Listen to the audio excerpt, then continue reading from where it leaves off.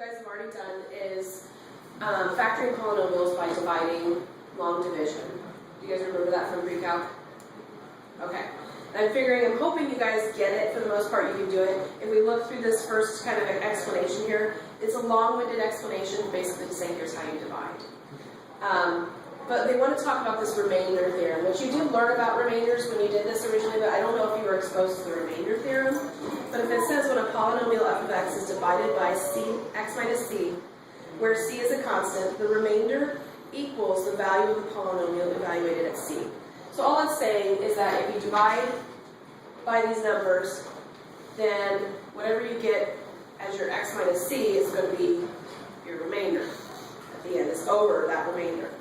So they show you that example by saying, hey, let's factor this. We know that x minus 2 is a divisor. So you divide it out, you figure it out, yes, x minus 2 is a divisor. And they say, oh, let's add 10 to that. And then you see that 10 becomes the remainder at the end when you divide it out as well. So just to show a quick example, we're going to do 10.3 together. I think you guys can probably do this, but again, it wants to know what x plus 2, and we're going to divide that into x cubed plus x squared minus x plus 1. So x cubed plus cubed x squared minus x plus 1.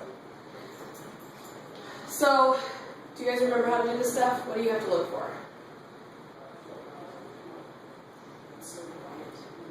There's only 3 of us. I know. We're looking for power. We're working to get rid of this guy from this guy. Yeah. So what do I have to multiply this whole thing by? X squared. So x squared. So that becomes x cubed plus 2x squared. We're subtracting all of this. This is coming back to you guys now. Yeah. So this becomes negative x squared. So then you do the same thing. What's the difference? Negative x. X. So this becomes x squared minus 2x. Drop down your x. Minus x. We're subtracting. Wait. Sorry. Yeah, you're right. I was like, wait a second, that's not gonna work. We're subtracting. Wait, No, that's it. That's it. No, it's not.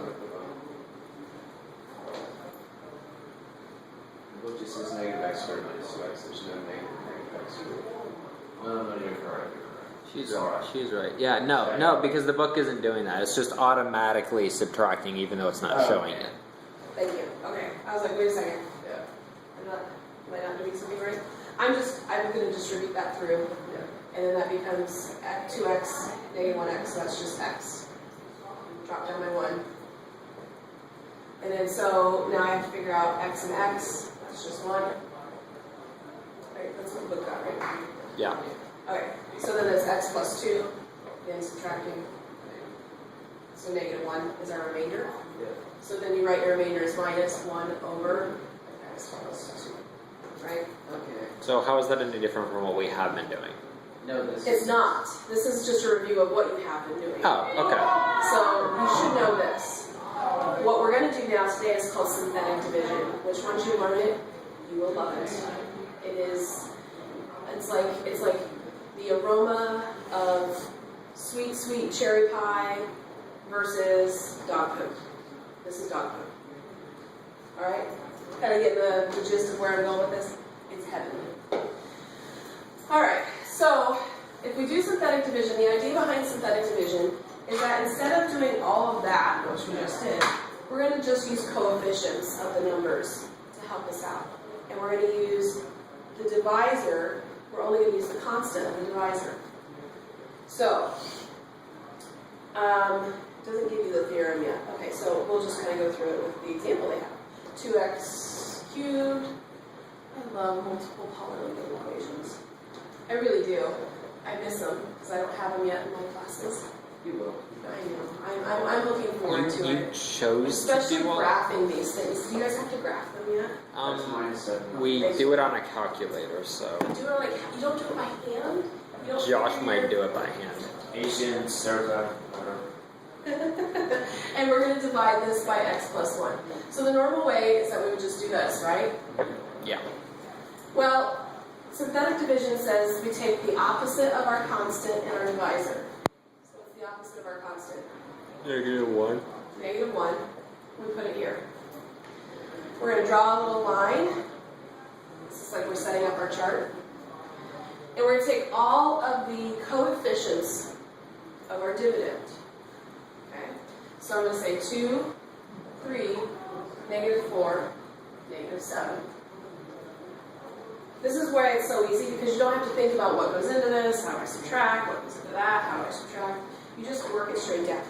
So the first step is you just drop the first one down, the first coefficient down.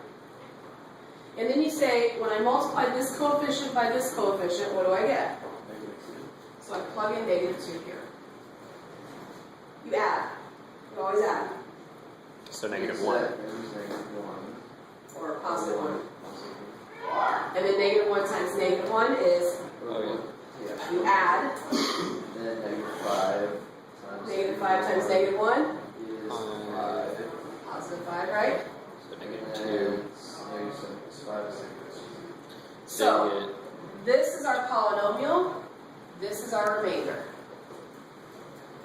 So, so much easier. isn't it? So this is 2. Well, where are we in our polynomial? We're at x squared, right? Yeah. Plus x minus 5 minus 2 over our X original. plus 1.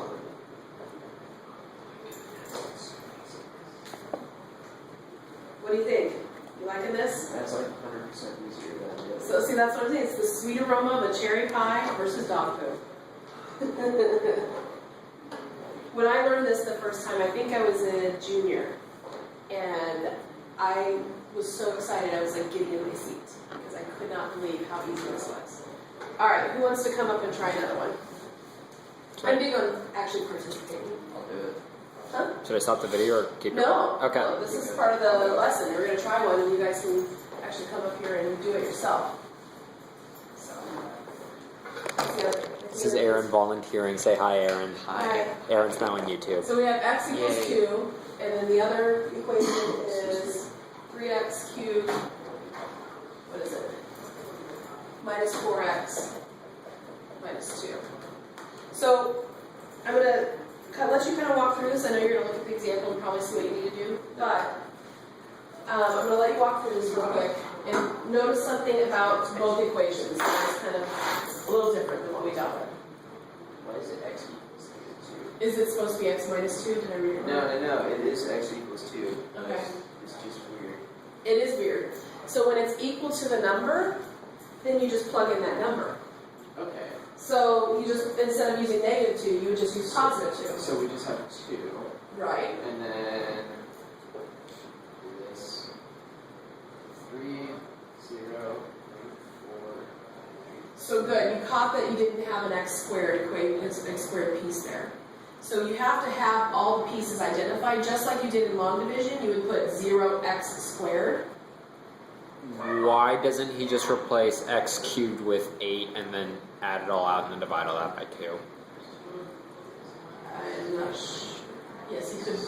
We're dividing them, so he's not plugging it in. X equals 2. We're dividing it. But we're saying that x equals 2. Oh, we're saying x equals 2 is the divisor. Okay. Yes, Okay. That's annoying. it is. And so then Would this just be 2? So it'd be x equals 2. So that's what I would put. Most of the time you're going to have a binomial to do that. Now I would just make sure you do put your terms in there, so adding or subtracting, just so we don't miss it. okay. Because right now, I don't know what it is. There you go. So that's pretty straightforward. Do you guys getting that? It's probably one of the easiest things to do in dividing. It gets more complicated though, and I could do an extension, but I'm going to go on first, and then I'll come back to the extension if you guys want. It gets more complicated when this number is a binomial. So if it's not a binomial, then you have to do steps, and it's fun, it's easy, but it becomes more complicated. All right, the next thing that we're going to talk about is factors of an equation and how to determine what possible factors there are. Rational roots, it's called. So if you look on page 66, you see the rational roots theorem. It says if a polynomial whose coefficients are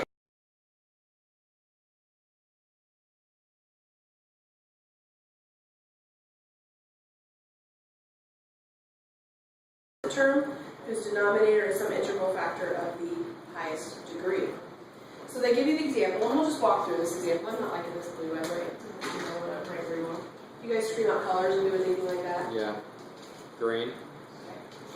Blue. You guys just are as excited as 8th graders when they do that. Because we still use, Yeah. it just comes up like It just comes, oh, okay, yeah, whatever. Alright, so I'm going to use the example they give so you can kind of see how we walk through that. They have 4x to the 14th. It's a pretty high degree there. It's plus 3x to the 8th plus 7x plus 3. Alright, so what this theorem is stating is that any factor of 3, so I still to this day draw factor trees. I don't know if you do, but plus or minus 1 and plus or minus 3, right? Because you could do -1 times -3, positive 1 times positive 3. Right? So it could be either one. And then factors of 4. Well, there's 4 and 1, or there's 2 and 2, right? And again, plus or minus. Oops, minus 7. Plus or minus. Because again, multiplying two negatives, you get a positive. So then what it says is you write these as a numerator and a denominator. So you can write 1, -1, 3, -3. Or you can write these, and then you write these on the bottom. Sorry, numerator is your constant, denominator is your highest power. So I'm going to just start with my lowest number, which is 1, -1, and my next is -2, -2. And then since I already have a 2 here, I don't need to rewrite it. And then 4, -4. And then it's any possible combination of these. So it can be 1 over 1, it can be -1 over 1, it can be -1 over 2, it can be 1 over 2, it can be -1 over 3, it can be 1 over 3. I got my ones. Alright? And then it can be 3 over... How is it 1 over 3? Wouldn't 3 be? Oh, I'm sorry. 3's on top. That's my bad. It should be 4. Thank you for catching that. It can be 3 over 2. And there I go, right in 3. 2. And it can be -3 over 2. It can be 3 over 4. It can be -3 over 4. Did I get them all?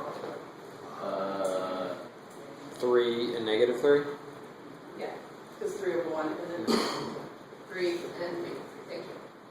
That's a lot of factors to have to figure out, isn't it? This is kind of a nasty problem in general. The book is going to give you much nicer problems to work with, where all your factors are whole numbers. What's the point of x to the 14th power and x to the 8th power of this problem? Nothing. It's just to show you a highest term. Yeah, no.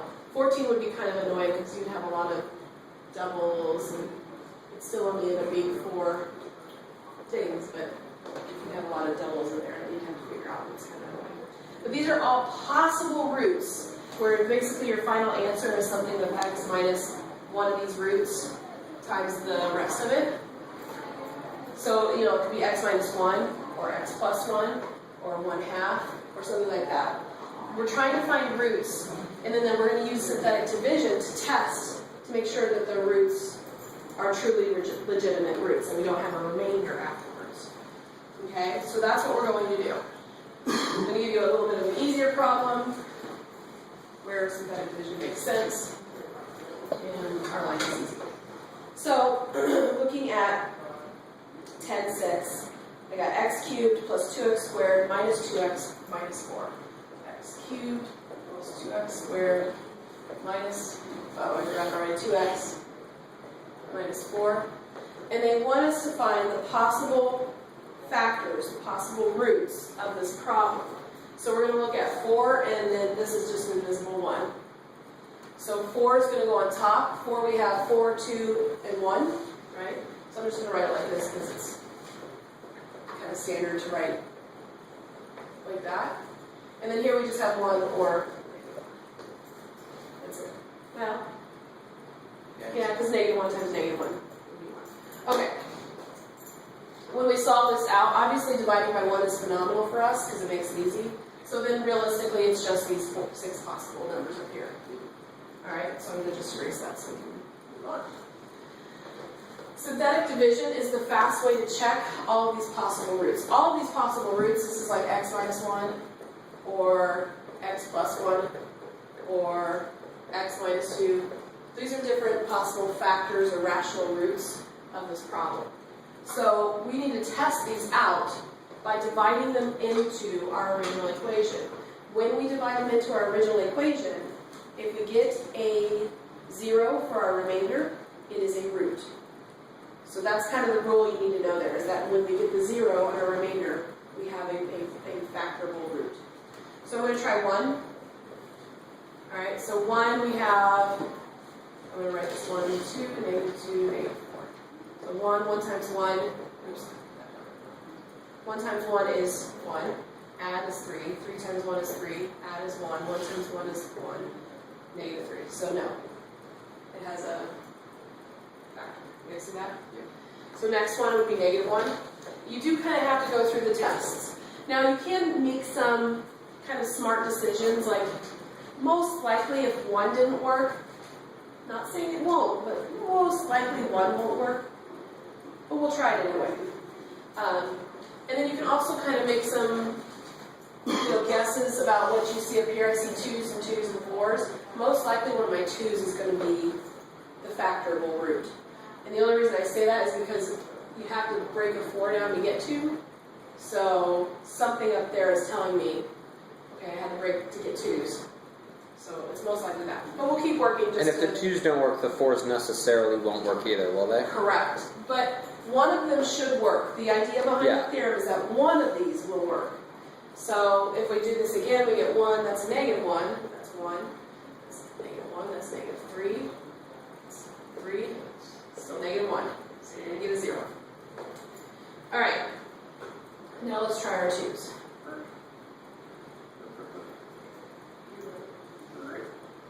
Alright. 2. And then we're going to try -2 over here. When you guys want to come up and try these? See some practice doing them. I got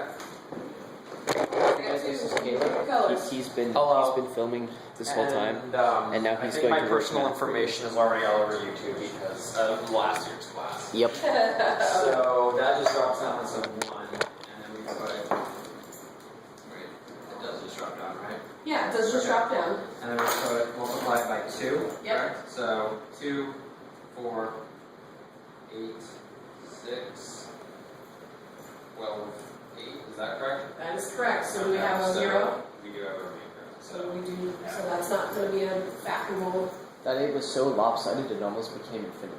Yes, it was almost infinity. Almost. Go down, -2, 0, -2. Wait, no, I'm sorry. Should get 2 as your answer when you add it. So, and then you multiply that, you get 4, 0. Oh, look, there was no remainder. No remainder. So we know that x plus 2 is a rational root, or -2 in this case, is a rational root of this equation. So that's what you're testing for. You can then also rewrite the equation. So this is for factoring. So you guys, when you have to factor multiple degree polynomials, you know that x minus 2, or it's technically x plus 2, is one of the roots. So you can also write your factored equation like this. We know this is one of our rational roots. We figured that out. We have this left over. Now, if we were trying to actually solve this problem, we could, right? We could find all of our values of x at this point. Because I know that x plus 2, that's going to just be x is equal to -2. And then here, I know that I can take, when I set it equal to 0, it's going to be x squared equals 2, so that's going to be plus or minus square root of 2. So x equals plus or minus square root of 2 as well. So we just found the 3 roots of this equation. Which again, because we have a degree 3, we know we should have 3 roots. So, you guys knew that, right? Just making sure. I don't know. I've never taught from second.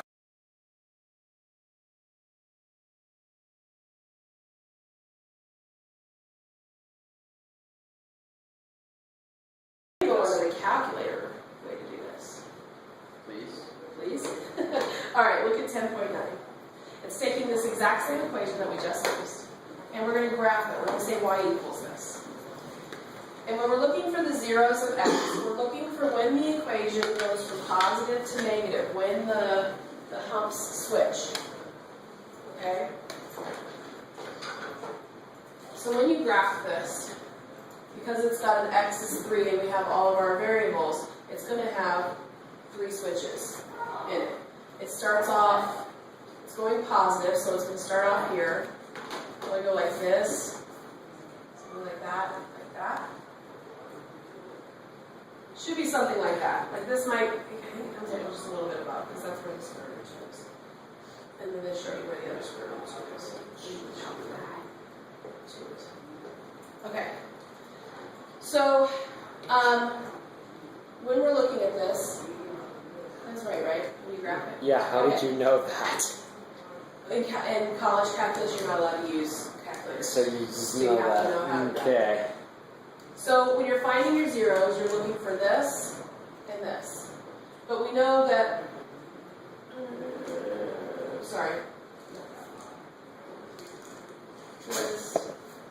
Okay, so I graphed this just a little bit off. I'm sorry. It does go up here, but this is 1, 2, and then this is the square root 1, and then this is 1, 2, so it's not quite right. But anyway, you're looking for your zeros of x, right? This one, if you look on your graphing calculator and you have your windows set at the -10, 10, and then -10, 10, you don't really see this hump here, that it actually goes above the x line and then comes back down. If you reset your window, or you just zoom, you go to window zoom and click on that little area, you'll see it when you go over that. Do you guys know how to do like trace? Yes. We So trace you can calc. trace, yep. So you can trace to find where these are, which you'll see this one is at exactly 2. So you would have -2, excuse me, -2. This one is at like -1.41 something. Okay. And you also do you know how to find your specific like zeros? Calculate, yeah. Yeah. Okay.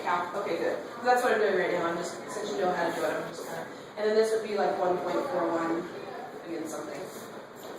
So when you know, if you test your square root of 2 in your calculator, you know that it equals 1.41 blah blah blah.